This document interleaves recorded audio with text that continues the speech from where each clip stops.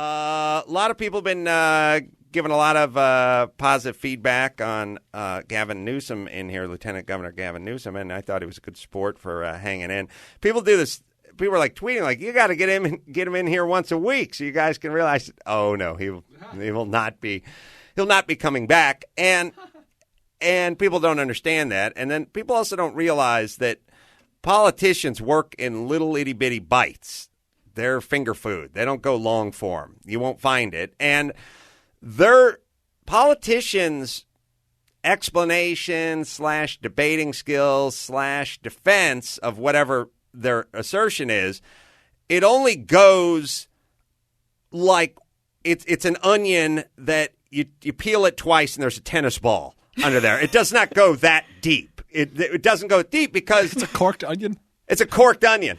It's a tennis ball with two onion leaves on it, and as soon as you pull it, you get to just the thing that says Wilson, and they do it. Here's how they work. They're trained to do this. They're sprinters. They're not long-distance runners. They get into it with somebody about a topic. They make some general sweeping thing where they go, I believe every young man and every young woman should have a shot at education. And you go, okay. And then you get into it for a little bit, and then they'll trot out the race card a little bit, you know, as he brought out in 1967 in 13 states, a black man couldn't marry a white woman. Oh, well, that's the problem. That's the problem with check cashing places? Why didn't you? I had no idea. So this will never be fixed, or it'll be fixed in 100 years. He made the mistake of bringing up race and check cashing. By the way, he was also raised by a single mom. Gavin Newsom was, except for his dad did what? You see that, Allison? It's actually blocked by the microphone. Oh, okay. I will unblock it, and we can find out who Gavin Newsom's dad, because he comes from humble upbringings. Okay. Humble. William Alfred Newsom III went to Stanford Law School and was admitted to the California bar in 1962. He worked as legal advisor to the Italian division of Getty Oil and then as a tax attorney for the Getty family. All right, this sounds pretty good, right? Yeah. He sat here and gave us hey, man, I know what it's like to come from tough times. Right. Your dad was a Getty Oil tax attorney. Doesn't sound like your average. Well, let's see. Because we all know that's hard scrabble.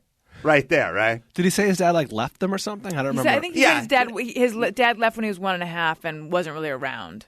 Right, but the checks were coming in from Getty Oil, and he was around. Yes, a lot of people are divorced. That's different than out of the kid's life.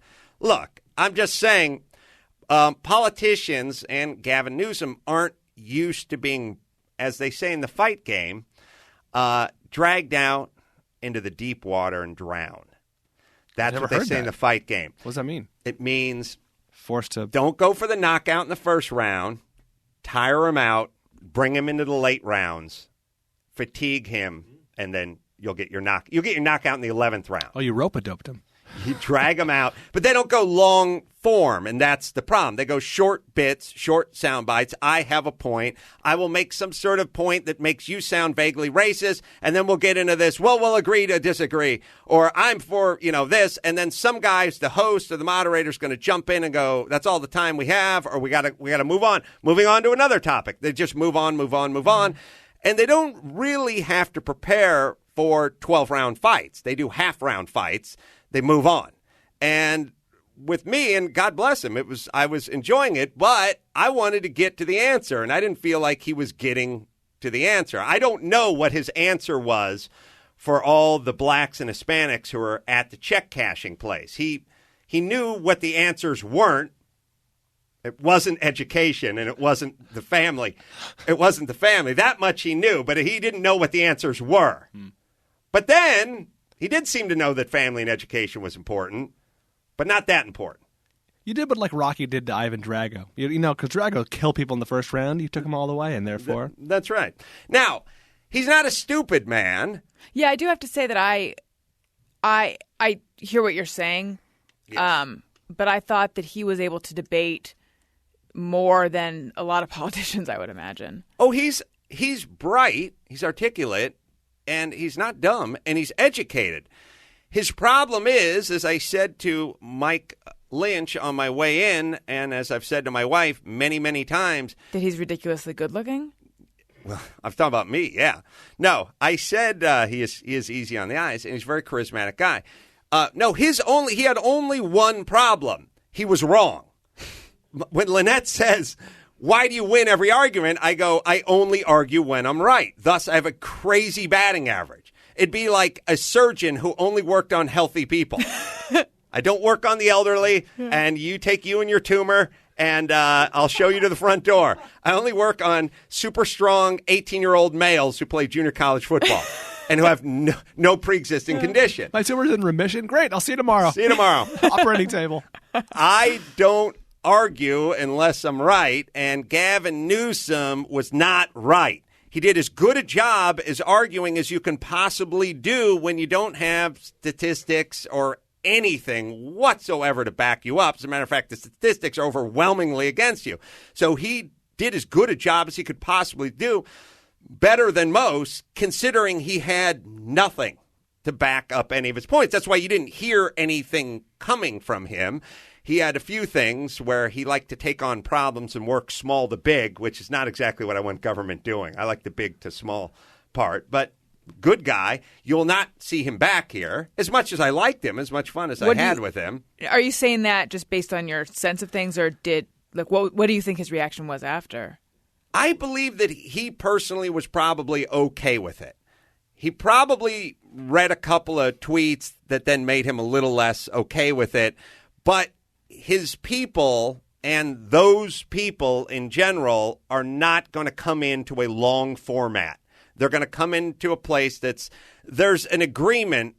It's a little bit of pro wrestling, which is you're not going to go on your Sunday morning news program, get the shit kicked out of you, and come back. Mm-hmm. You just won't come back. So there's a sort of tacit agreement that they have. I mean, look, even guys like O'Reilly and guys, there's a sort of an understanding that, look, we want you back. We don't agree. You don't agree with us, but we have a relationship here. Somebody's throwing down garbage. I got the stick with the nail in it. I may not like what you're doing, but I kind of need you. Otherwise, I'm going to be out of a job. So they have that agreement. We don't have that agreement here, and it's too long. Everybody has to go to commercial break. Everyone else has to wrap it up. Everyone else's publicist gets involved, blah, blah, blah. So I'm not saying, no, he's a coward. He wouldn't show his face. I don't feel like his team would permit him to come here. And thus, I don't feel like a lot of people's teams would permit them. Yes, Brent. I like Gavin Newsom. I thought he was a good mayor when he was in San Francisco, but I was a little disappointed in him when he was here because it seemed like at a certain point, you guys, I don't know if you want to call it a breakthrough, where you're so close to actually having a real discussion about some real problems. And he was, in my mind, so obviously dancing around things he couldn't say because of his constituency or because of who he is on the Democratic ticket or party. And it was a really good interview, but I was hoping that he would, come just a little farther. Well, he can't alienate his constituency, but here's the problem. Here's the bigger problem. You're not hurting these people by attempting to realistically face what is a problem. That is what politicians are supposed to do. School teachers are supposed to do it. Coaches are supposed to do it. Parents are supposed to do it. If there is a problem, whether it's your child and your child is just not doing well at math, it's not your job to look at a bunch of, 2 times 7 is 15. You're right, Johnny. You're right. It's like the kid is going to wish us into the cornfield, except for these are whole classes and races and genders and whatever groups. The point is your job is to try to help correct this and get your kid's math score up. And every once in a while, and oftentimes, it involves an answer that your son, little Johnny's, not going to like, which is, this is wrong. You need to go back and work harder at it and get that score up.